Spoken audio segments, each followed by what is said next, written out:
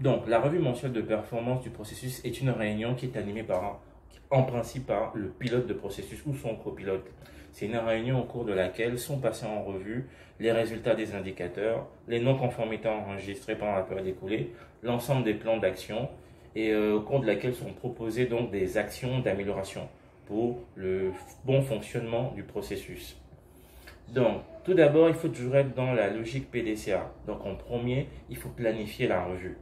Donc, le pilote de processus planifie la réalisation de la revue mensuelle de performance en se référant au calendrier, donc au chronogramme qui aura été établi préalablement. Donc, il fera un programme annuel de la réalisation de ces revues. Donc, le pilote de processus, avant la revue, confirme en fait la tenue de la réalisation de la revue aux personnes concernées. Donc, soit il envoie une invitation, ou il fait un mail ou un courrier quelques jours avant la tenue de la revue pour rappeler que tel jour, il y aura bien la réalisation d'une revue, dans un délai raisonnable pour que les personnes aient le temps de se préparer en fait.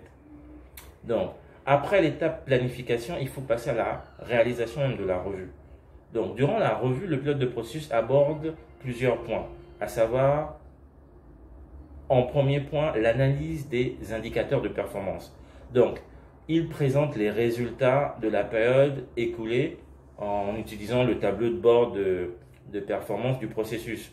Donc, il fait le point pour chaque indicateur en donnant le résultat obtenu et en rappelant la cible.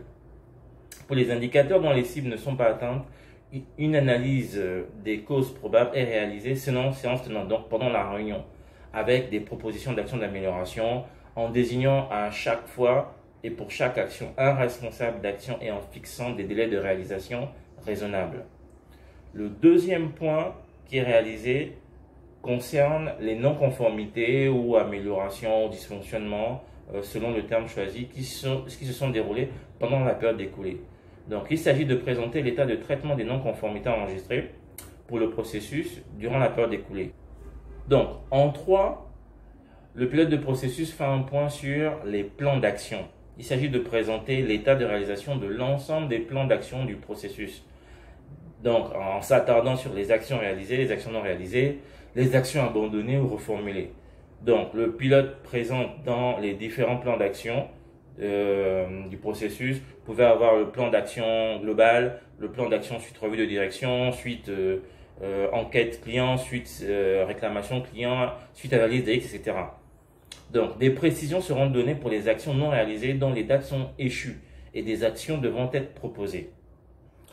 En 4, vous avez le point sur les actions d'amélioration. Donc, il s'agit de proposer et de valider des actions d'amélioration nécessaires pour le bon fonctionnement du processus. Séance tenante, donc durant la revue.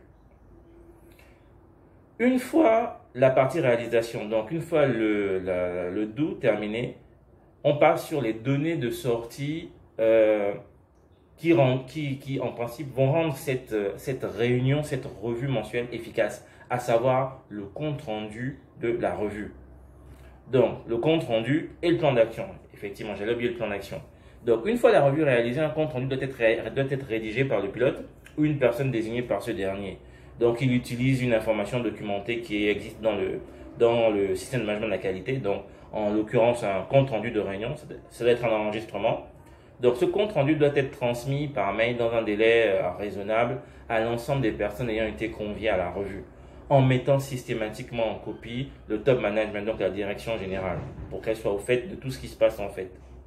Donc, toutes les actions mentionnées dans le compte rendu doivent faire après l'objet d'un plan d'action afin de suivre la réalisation de ces actions-là. Donc, nous avons vu ensemble la réalisation d'une revue de performance qualité, donc de la planification à la transmission, à l'élaboration à la transmission du compte rendu. Je vous ferai une vidéo spéciale, une petite vidéo sur l'élaboration et le suivi des plans d'action qualité. Donc, je vous remercie. Si cette vidéo vous a plu, n'oubliez pas un petit pouce, ça récompense le travail réalisé derrière. Et n'oubliez pas de vous abonner à notre chaîne. Nous avons pour vous plein de bonnes surprises sur le management en général. Bonne journée.